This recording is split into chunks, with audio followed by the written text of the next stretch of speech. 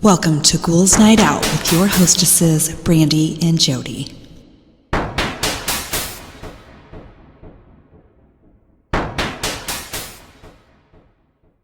Hello, beautiful ghouls. Welcome. This is Brandy. I'm here with my sister, Jody.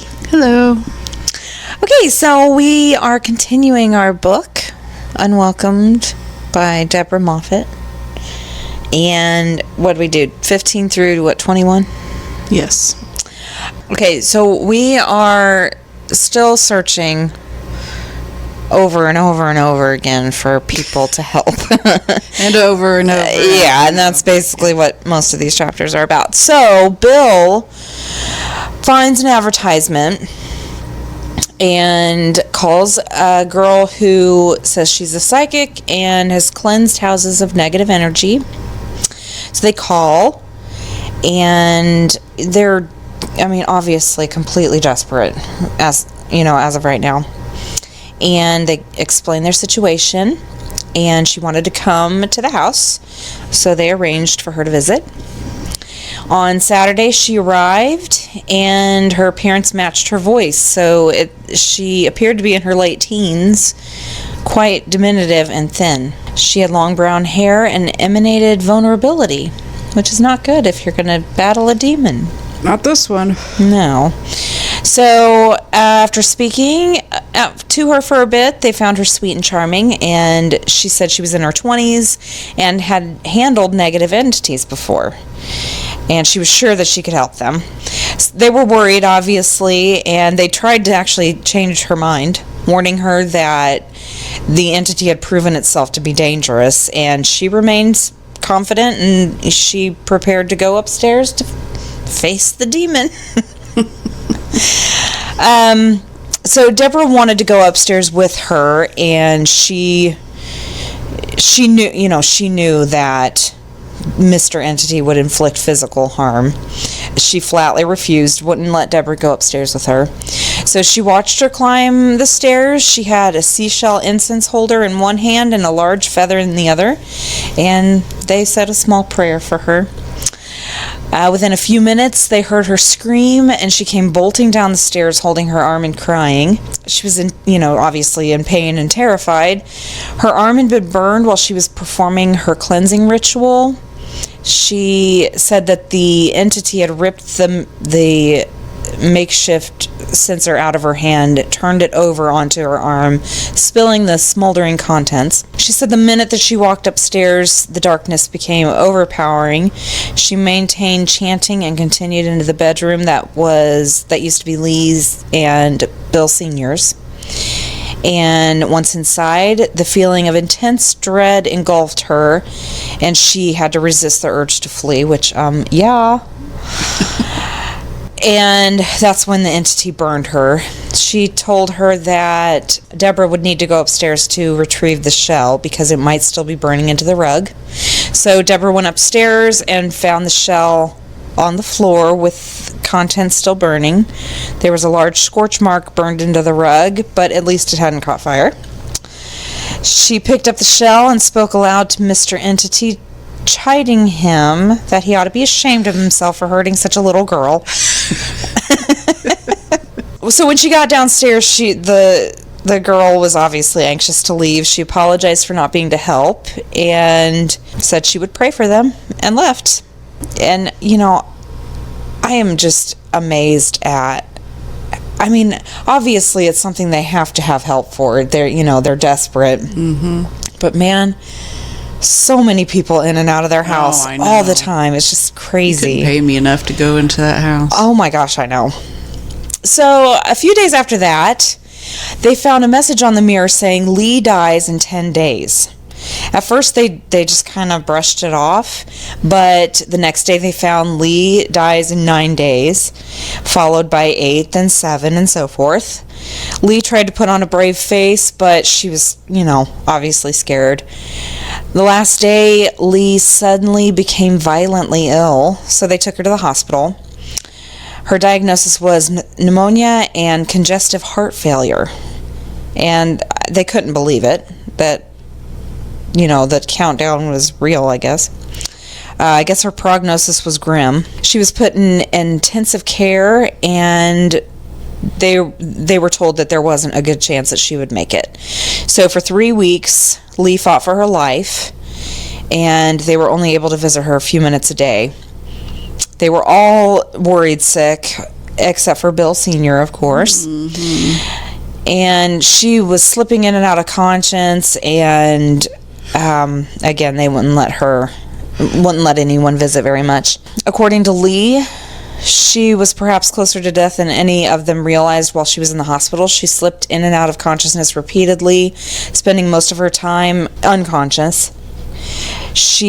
In her brief moments that she was able to talk, she said she watched a dark form slowly crawl down the wall in her room.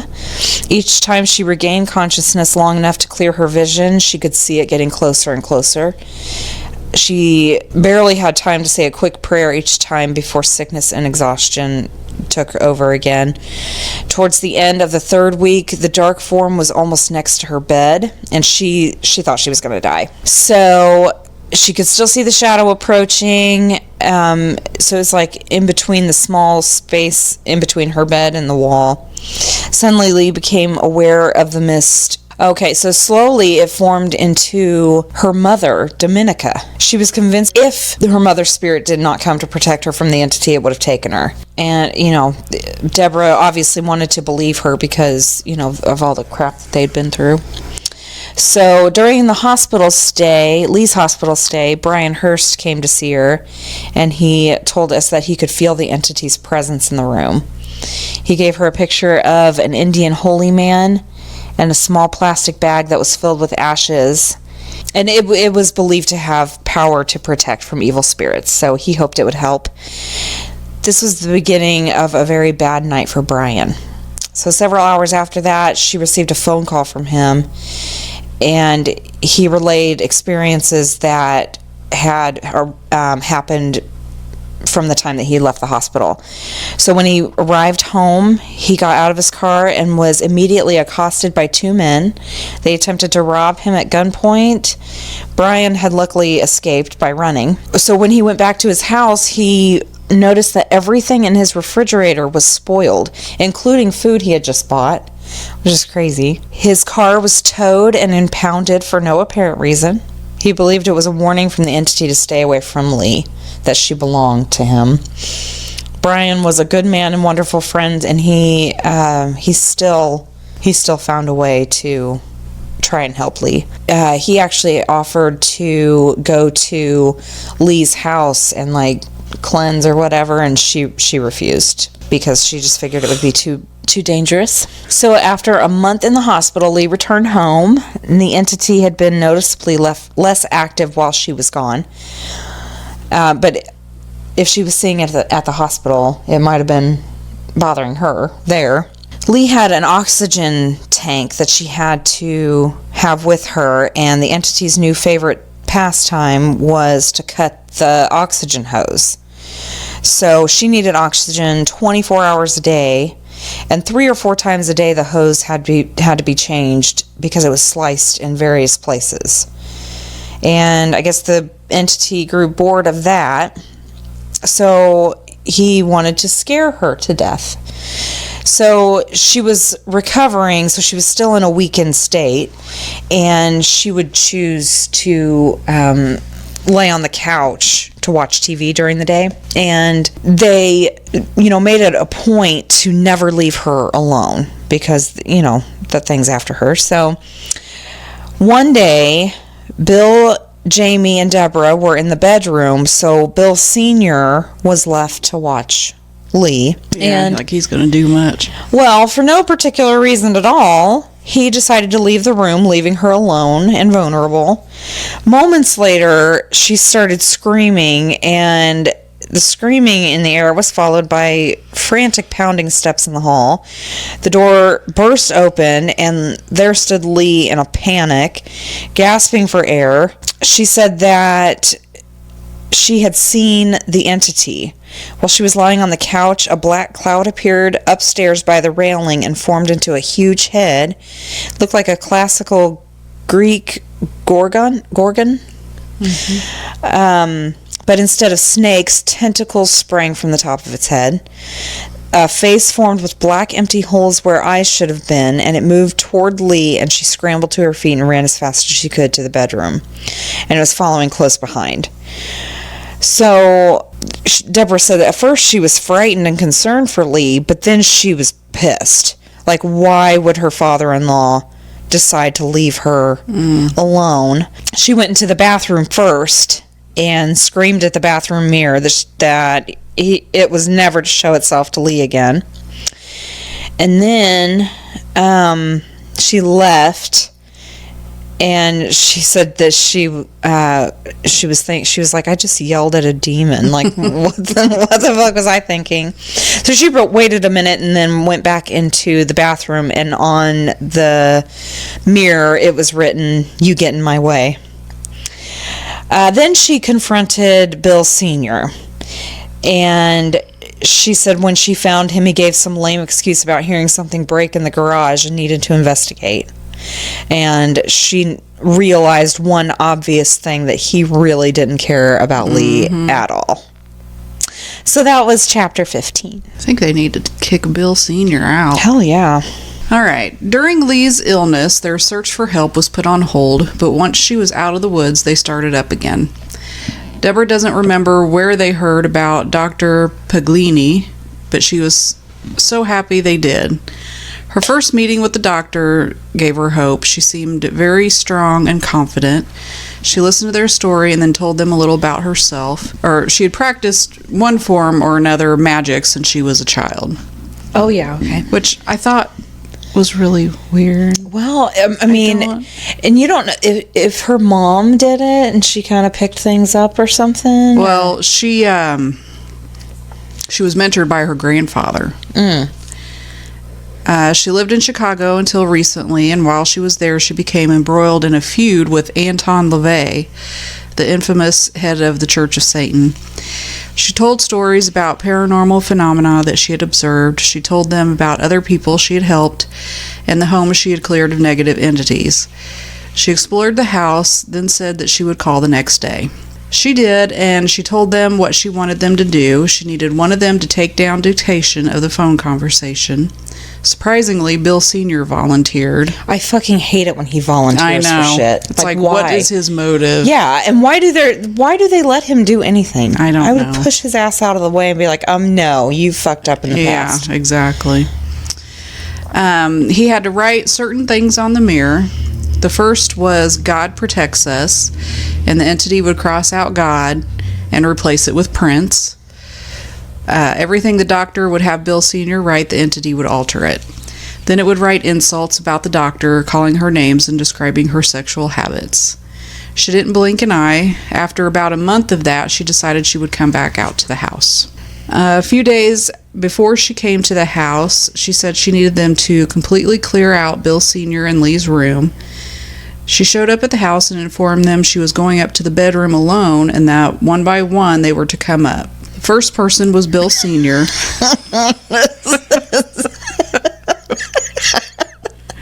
When he came back down, he had a big smile on his face. Then Lee went up. She came down and walked past Deborah without saying a word. Bill went up and came down, and he was giggling. He stopped by Deborah and whispered in her ear that the doctor had grabbed his balls. Deborah laughed and said, "You wish." Then Deborah went up. The doctor was wearing a robe. In the corner stood a statue of the god Pan. She explained that she was going to use her hands to go over Deborah's body to read her vibrational energy. She put one hand between her legs. When Deborah asked why she was doing that, the doctor said it was to facilitate the reading of her psychic energy. Okay, now. I'd be like, bitch, you need to get out of my house now. That is not, I am sorry. Okay, I can totally see the dudes digging it. Oh, yeah. But I could not stop thinking about what poor Lee did when she did that to her. Oh, that poor. No wonder she couldn't look at Deborah in the face.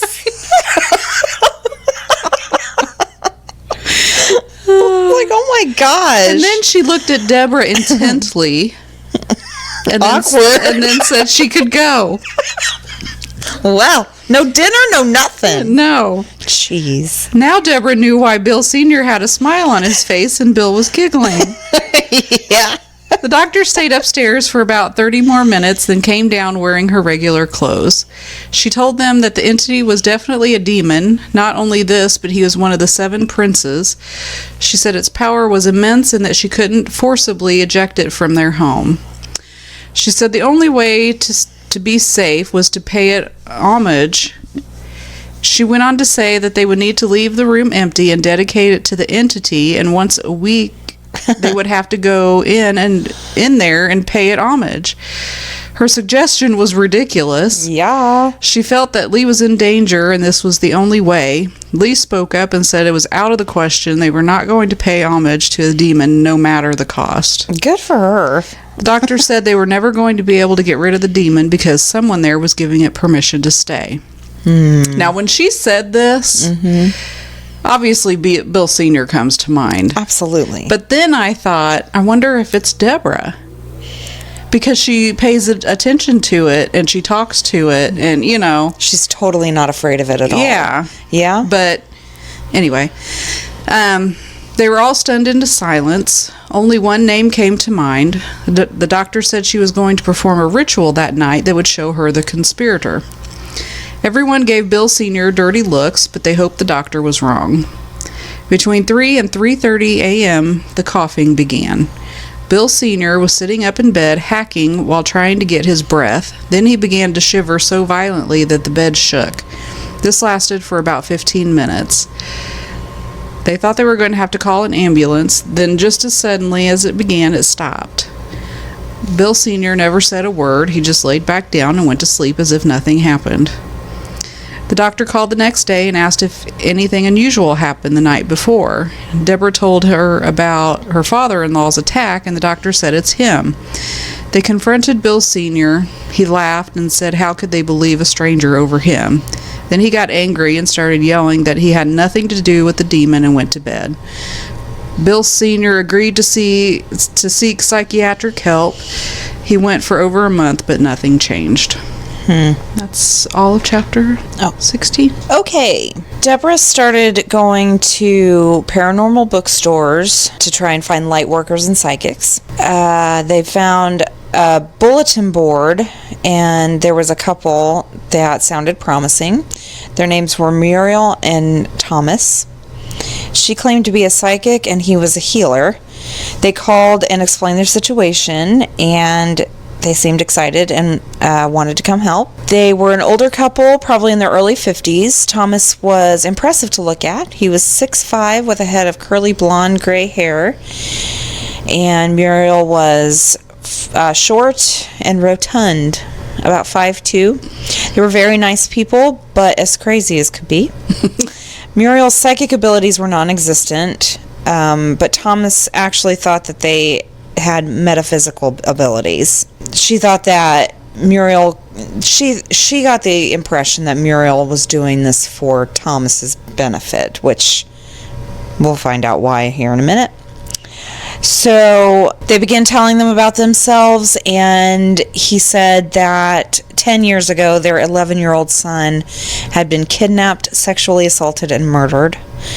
The pain was evident in their eyes, and they basically started doing this and developing their gifts after this happened, which, I mean, any way that you can handle it. Just so, you know, they're just kind of trying this out, and they, you know, they're really not, you know, they're not dependable at all. Yeah, they're not dependable. They were going to, they told them they could feel how strong the evil the entity was. Thomas was confident that they could get rid of it, and he laid out his plans. So Thomas said they were going to mentally call beings that would ensnare the demon and transport him to the moon.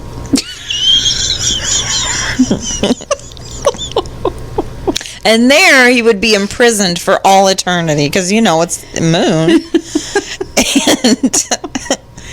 And now when our astronauts go up to the moon, they have to deal with the entity. Damn it. He's going to be writing all over the ship in soap. So after that, they became quite uncomfortable. And when they left, they said they would return the following week. After they left, they checked the bathroom mirror, and it was written on the mirror, "Throw a net over him, he's nuts." So Mr. Entity wrote about the poor couple the whole week. He made jokes at their expense and told them their most intimate secrets, which, oh my gosh. His favorite subject was the size of Thomas's penis. He wrote he had a 12-inch dick, and that's why Muriel walks funny.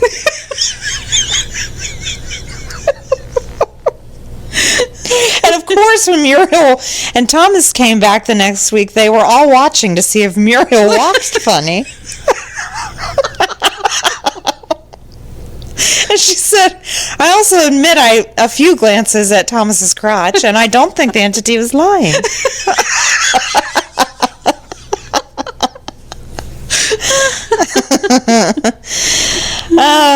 Okay, so they didn't want to hurt their feelings, so they welcomed them back into the house. And when they left that day, Thomas was certain they had helped them and that the entity was well on its way to the moon, and their worries were over. So they thanked them. They were nice people, but they were a little relieved that they never had to deal with them again. Mm-hmm. So around 3 a.m. on, it says 23rd of April, 18... Wow, we transported way in the past. 1989, Bill Sr. woke up with a start. His yell startled everyone, so Deborah ran over to his bedside, and in his hand was a long black object. By then, Bill had turned on the overhead light, and Lee was awake, rubbing her eyes. Bill Sr. said that he rolled over in bed and something was cold on his leg and woke him up. And there was something in his hand. It looked like a dagger made of dark metal. It was ice cold and it looked dangerous. So Deborah snatched it from him because she didn't know what he was going to do with it. And she immediately didn't want him to have possession of it. She asked if anyone had seen it before. So she went into the mirror, and it said, "I want a blood ritual." And she said this time the entity used both mirrors instead of just the right one, which I wonder if that had any significance. Mm-hmm. I don't think it came up again. He said that it was a spearhead that Bill Sr. had, and that it had to be used on Lee to shed her blood. On the mirror on the left, he gave detailed instruction on how to perform the ritual and what to say and what was needed aside from the spearhead. She told Mr. Entity that there was not going to be a blood ritual performed under any circumstances, and within seconds they heard a terrible sound from upstairs. It says a consecutive wave shook the entire house, and it felt close to a sonic boom. They ran upstairs, and all of the windows in the upstairs of the house were blown out from the inside. Apparently, she had pissed the entity off yet again because she wasn't doing what he wanted her to do. So everyone called it a night. Let's just go to bed. Maybe when we wake up in the morning, I'll be dead. Back to normal. God. So everyone went back to bed, and Deborah wanted to examine that spearhead closer. And she said it was unmistakably hand-forged, and it was decorated with small cross hatches. It was heavy for its size and most likely made of iron. The next day, they took the spearhead to the Museum of Natural History in Los Angeles, and Bill Sr. stayed at home to repair the windows, and Lee stayed in the bedroom all day with Jamie. Bill and Deborah asked the information desk if someone could identify the object, and they were introduced to a gentleman, and they handed over the spear, and he took it and examined it closely. He said it was from, was it Belgian, Congo area in Africa? Is that right? It's hyphenated, so it's harder to read. Anyway, because of the way it was sharpened, it was definitely not used for warfare or hunting. The sides were dull, but the tip was extremely sharp. He believed it was used for ceremonial ritual purposes. He was amazed at its condition. It was obviously over 200 years old and showed no signs of deterioration. Then he called in another man to look at it, and he concurred with his finding that it was over 200 years old. When they asked where they got it, they replied that they wouldn't believe them if they told them. So when they got back, Deborah put it away with the rest of her personal things. She had a strong suspicion that Mr. Entity wouldn't disturb it there. For some reason, he didn't touch her things. And she was also hiding it from Bill Sr. as well. And she felt safer if she had it in her possession. And she was just sitting at the kitchen table after that thinking how, amazing it really was that they had this hand-forged spear from the Congo, over 200 years old, apported by a demon, and to be used in a blood ritual. It was odd, but still amazing, which it totally is. And that was the end of that chapter. Okay. Shortly after the appearance of the spear, Gary came back into their lives. Gary! He can't get enough. He had been living with Brian for a few months and had apparently worn out his welcome. He asked if he could stay with them for a while until he got back on his feet. They welcomed him back warmly, even Bill Sr. What the fuck? I don't know. He's crazy. When Gary returned, the entity resumed his attacks between Gary and Lee. To show his gratitude for being allowed to stay with them, he resumed his search for people to help them. He was very excited when he found Ellen. Ellen was a self-proclaimed voodoo priestess who lived in New Orleans. Within 2 weeks, Ellen and her companion Bill arrived. She was a slight woman with a heavy Louisiana accent. She was friendly but didn't exude any sense of power or spiritual presence. Her companion Bill was significantly younger than she. He had brown hair worn in a Beatles-style cut. Mr. Entity ran commentary on their backgrounds. He was specifically focused on letting them know just how strong their friendship, in quotes, was in detail. Ellen performed the voodoo rituals at the kitchen table. Deborah couldn't remember much in the details, except Ellen was smoking a cigar and spraying whiskey out of her mouth while chanting something in a foreign language. It was disappointing. When she was done, she smiled and told them the entity was gone. I'm sorry, but oh my God. Everyone says that. It's gone now. No. And he's like, what? Like, bitch. Okay, so before she even completed her sentence, they heard a commotion in Gary's room. They all ran to see what happened. Gary's room was a complete mess. Clothes were strewn around, lamps laid on their sides, and most amazing thing of all was the state of their four-poster bed. It had been turned upside down, which was impossible because it needed to be totally disassembled to be moved at all. The bedroom was too small for it to be moved otherwise. Ellen stated that it was just residual energy from the entity. That's it. Sure it was. Ellen and Bill left and they never heard from them again. Gary continued his attempts to find help. He found a parapsychologist from the East Coast named Dr. Roger Pyle. He had written a few books and was moderately well known in metaphysical circles. Deborah spoke to him on the phone and made arrangements for him and his assistant to come to their home. Despite their previous disappointments, they held out hope that this time they had found the right person. Deborah and the others were delighted to hear that Dr. Pyle and his assistant would be staying with them during the investigation. None of the others had done that. Dr. Pyle's assistant was Patty. She was really pretty. She was tall, with red hair, and was obviously the one in control. Dr. Pyle acted like a little puppy in her presence, and she did most of the talking. She told them that she was a disciple of someone named Bryce Boyce. Worst name ever. Yeah, really. No one had ever heard of him. She explained that he was a powerful wizard who was protecting her from back east. She was completely at ease wherever she went because of the protection he afforded her. This was not the last time she had brought him up. The first message on the mirror after their arrival was, "Boyce is a joke and so is Patty." They were in for quite a stay. Deborah decided to warn them that the entity constantly destroyed and stole items. Patty just acted like she didn't have a thing to worry about. After Patty and Roger went upstairs and unpacked, they came back down to the kitchen. They went over the pictures with them and told their story. Patty looked at Deborah and opened her hand. In it was a small silver statue of a wizard with a tiny piece of crystal in one hand and a wand in the other. "I was given this by my teacher, Bryce Boyce.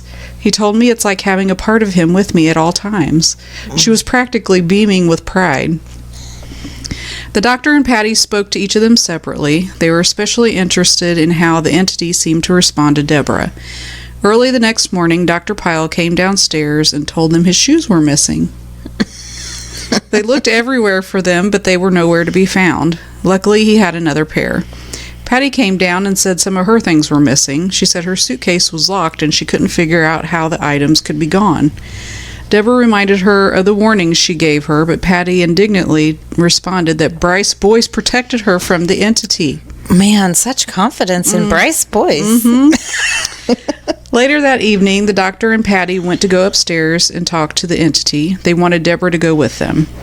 Patty told Deborah that her and Roger had decided that Deborah didn't understand just how much control she had over the entity.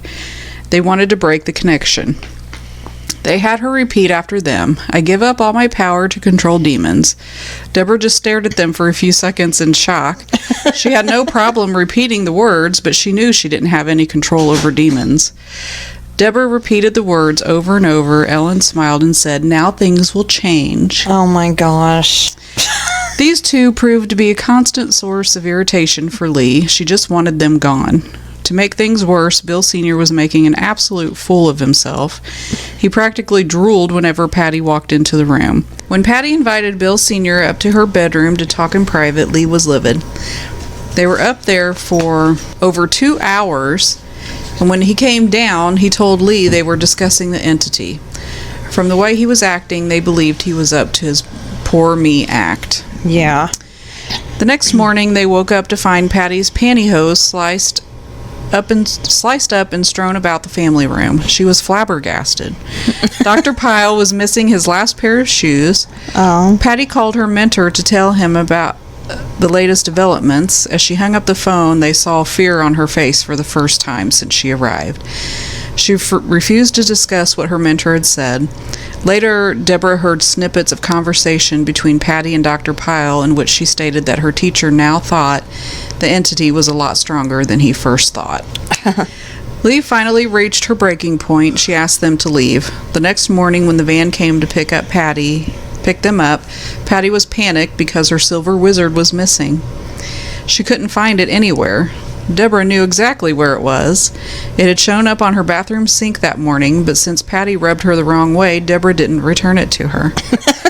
A few days after they left, they found all of Dr. Pyle's shoes lined up in a neat row in front of their bedroom sliding glass door. They donated them to Goodwill. The next person to help them came from an evangelist from Arizona. She said her assistant would stop by their house after the evening sermon.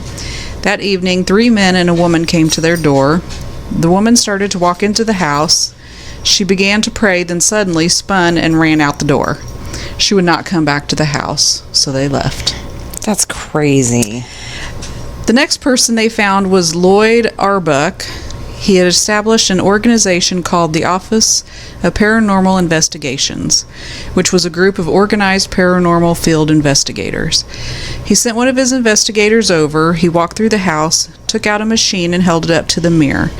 It was an electromagnetic field meter. He thanked them for allowing him to investigate.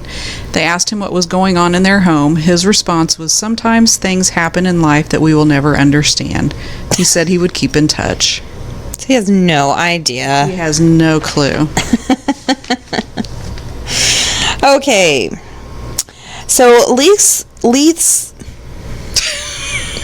why can't I talk? Lee's strength was returning in full, and she grew more leery of her husband each passing day, which I'm like, about time. But she still never, long enough, well, she never did anything. No. So Mr. Entity's harassment continued daily. She began staying in the bedroom more and more along with Bill, and she felt safer with her son by her side. So one day they were in the bedroom the whole day, and she remarked to Bill that she felt like she was glued to the bed. The next morning, they heard screams of terror, and they came running, and the entity had actually glued her to the bed. That is so mean. I know.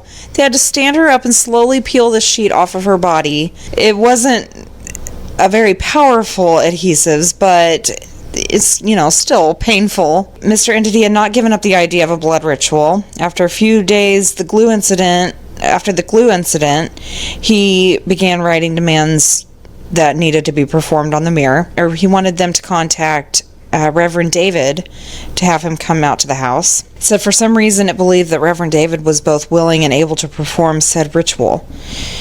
He warned if they didn't get him that they would regret it. None of them thought about contacting the Reverend. I mean, obviously they don't want it to happen. The next day, they went shopping, and they locked up both of the dogs inside before they left. They returned a few hours later, and one of the dogs, Freddie, greeted them at the door, but they couldn't find the other dog, Penny, anywhere. They searched the house, and she was nowhere to be found. And she's an old dog with, she can't get around very well, so they were shocked that they couldn't find her. They ended up finding her in the pool. She had drowned in the pool, and they knew that they had locked the house before they left. And Mr. Entity was proud to take credit for her death. He wrote that she was so old he put her out of her misery, just like he was going to do to Lee. Mm-hmm. So they doubled their efforts to watch over her. And that was the end of that chapter. Why do they keep getting dogs? I know. Why? And the Freddie said was a new dog. Yeah. I mean, stop it. It makes no sense to me. I know. Yeah, let's bring more souls and bodies into this. That can't protect themselves. I know. It was now the end of December, and Gary went back east to stay with his mother and stepfather. For some reason, the week of Christmas was always quieter than usual, but the entity made up for it when it continued its antics in the beginning of January 1990. From January to the beginning of March, Lee was in and out of the hospital at least 3 times. She was allergic to aspirin, and the entity would continually put crushed aspirin in her food. One day, Bill Sr. and Deborah went to the grocery store, and while they were there, Bill Sr. bought a chocolate layer cake from the bakery. It was in a box tied up so it would be protected for the ride home. When Lee saw the box, she commented how much she was looking forward to having a piece. When she opened the box and took the cake out, it was covered in powdered aspirin. I think that's the worst. That's so rude. I hate laughing at the demon, but it's funny. They decided to get away from the house for a few days to decompress. They went to Santa Barbara to visit the mission and relax. While they were discussing their travel plans, they found a message on the mirror that read, "Have a good time, see you when you get back." They didn't think for a second the entity was letting them go without him. At the hotel, Lee commented on a fern that was in the hotel courtyard. She commented that she would love to have something like that in her yard. Deborah told her later that night she would cut a piece off of it and Lee could plant it in the yard. When Deborah walked out of her room later to get the piece of fern, she had to walk past Bill Sr. and Lee's room. When she did, she found the whole fern in front of their door. It was ripped out of the ground. In front of their door. At that point, Deborah started laughing hysterically and couldn't stop for a long time. Over the last 4 years, they had become accustomed to the isolation that came with the entity's residency. They couldn't talk to anyone about what was going on except for the people that tried to help them. There were a few incidents where they had visitors, but something strange would always happen, and they didn't want to visit their friends in fear of bringing the entity with them, so they stopped altogether. Deborah felt that this was partly Lee's fault because she wouldn't let them tell anyone what was happening, and she wasn't going to change her mind. Was that the only chapters? No, there's one more in there. That was chapter 20. Well, shit, I didn't read this one. Okay. Oh, no, it's really long. Oh, shit. Oh, come on. Jesus. Now I'm just going to have to read it. In the spring... No, I'm just kidding. So, spring of 1989, they discovered that they were pregnant again. They were all excited, but they were worried about bringing a child into this situation, which they should be worried about the dogs, too. Yeah. Lee was ecstatic, and Bill Sr. exhibited mild interest. One message on the mirror said, "Congratulations, you are having twins." Before this point, the entity hadn't written a word about the pregnancy. Do you want me to do it, since I already read it? Oh, okay. Sorry. That's okay. All right, so they were a few days from having their first sonogram when they found an interesting message written on the mirror. "Congratulations, you are having twins." Deborah's anxiety began mounting with the prospect of having not one but 2 more children subject to the strangeness that was their lives. With the examination of the sonogram that followed, it was confirmed she was having twins. Oh my gosh, I thought he was lying. Being pregnant with twins while living in such bizarre circumstances isn't quite as easy as you might expect, which I wouldn't think it would be easy. She was achy, sick, and generally miserable the whole time, and she had to constantly watch out for whatever was coming next. She was still joined at the hip with Lee, and it was left up to her basically to check her food, check where she was sitting, and check her bed for anything that could be dangerous. Where's her husband? We all know how that goes. And then, of course, Jamie required constant attention. Mm-hmm. So everyone was elated over the arrival of Jeffrey and Jessica, their twin son and daughter. While their family was growing, their anxiety over the thing living in their home was increasing. Red Wind had kept in contact periodically since they met her in 1988. One evening, she called and told them about a powerful medicine man that lived in Arizona. His name was Oni Ghazi. So they packed up the kids, loaded the van, and headed out to Phoenix. They knew her address, but they didn't have a phone. I think they lived on a reservation, if I remember right. Yeah, that's what it just says right here. They drove onto the reservation. They saw nothing for mile after mile. They finally found a small grocery store. As soon as the occupants saw that they weren't Native Americans, they stopped talking. They told the clerk that they were looking for the medicine man, Oni Ghazi. She asked her why. They gave her a scaled-down account of what was happening, and she gave her the directions to get to this Oni's house. So they knocked on his door, or whoever's door.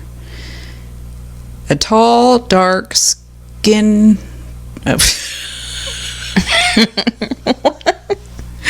A tall, dark-skinned gentleman stood in the doorway with a blank expression on his face. Did you say he was dark and skinned? I thought I was going to say skinny. Let's see. Oh, God. He opened the door and he didn't have any skin.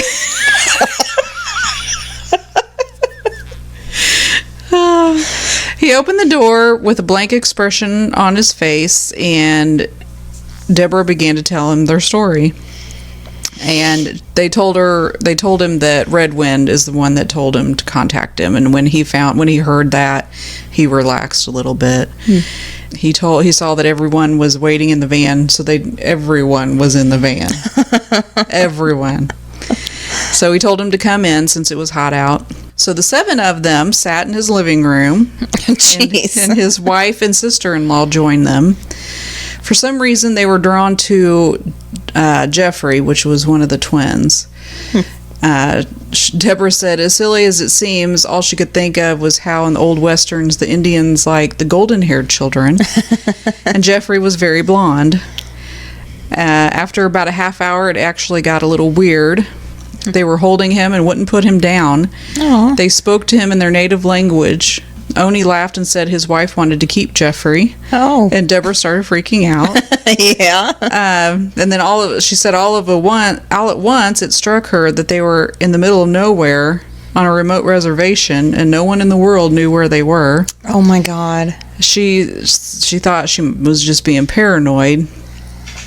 But her trust levels at this point are very low. Yeah. And she laughed with Oni and said it would be better if her husband and children waited in the van so they could get down to business. So she elbowed Bill and told him to take the kids to the van. And I told him when he got to the van to lock the doors and if anything happened to drive away as fast as possible. So they were sitting in the van. Oni listened to her story and he started a fire. He walked over to Lee and told her someone close to her was not to be trusted.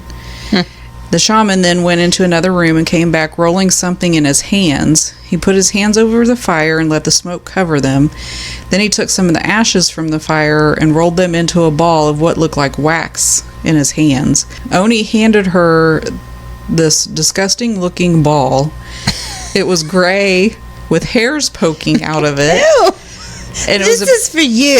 and it was about the size of a large jawbreaker.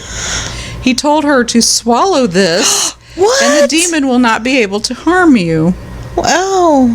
Ew. Deborah said that Lee had a hard time swallowing any pills, let alone something that was the size of a golf ball. That's freaking huge. I know. She told him she didn't think she could swallow it. He told her if she wanted to get rid of the demon badly enough, she would get it down and keep it down. Deborah asked if they could break it into pieces, and he told her no. So Lee closed her eyes and nodded her head that she would do it. I couldn't. There's no way. There's hairs poking out of No. it. No. No. Ew. So he gave her some water, God. which was gray colored. Ew. What? Lee actually did it. She gagged a few times and then opened her eyes and breathed deeply. Oh my God. Oni assured her that she was now safe, but only if she stayed away from the one who wished her harm. Well, that's her husband. Yeah. She's not going to do that. Yeah. So they thanked Oni and went to the van, and then Bill Sr. paid him, and then they left. On the way back to the motel, Lee became violently ill. She broke out in a sweat and nearly passed out. When they got into the room, she ran into the bathroom and started getting sick. Bill Sr. came through the adjoining door between the rooms and told them Lee was throwing up bugs and worms. What? So Deborah rushed in there. Lee was laying on the bed. So Deborah rushed into the room. Lee was lying on the bed. Deborah asked her if she threw up worms and bugs. She asked me where I got that idea. What the fuck? Who knows? So she stayed with her until she fell asleep, and then Bill Sr. came in and he fell asleep. Deborah's wondering where he came up with the idea of Lee vomiting Like, why? bugs and snakes. So after about a half an hour, Deborah got up and went to check on Bill and the kids, and suddenly heard a howling coming from the room next door. Bill and Deborah went to the room and found Bill Sr. sitting on the edge of the bed howling like a wolf. Oh my God. His head was tilted back and his eyes were closed. That's creepy. He was making sounds that she didn't believe him capable of. She walked over to him and shook him gently. He just looked at her blankly and laid down again. Oh my God, that's weird. So she ended up sitting in a chair all night, periodically shaking Bill Sr. when he sat up and howled. What? And then, of course, Mr. Entity had to make his presence known. When they left the room the next morning, they saw that All the windows in the 2 rooms had symbols all over them. Painted on the door was a large triangle with the tail. So Deborah went to the office and paid the bill as everyone waited in the van so they could do a fast getaway. But Mr. Entity wasn't done. When they got home, the van was covered in symbols. They were scratched into the paint. Oh my gosh. From bumper to bumper.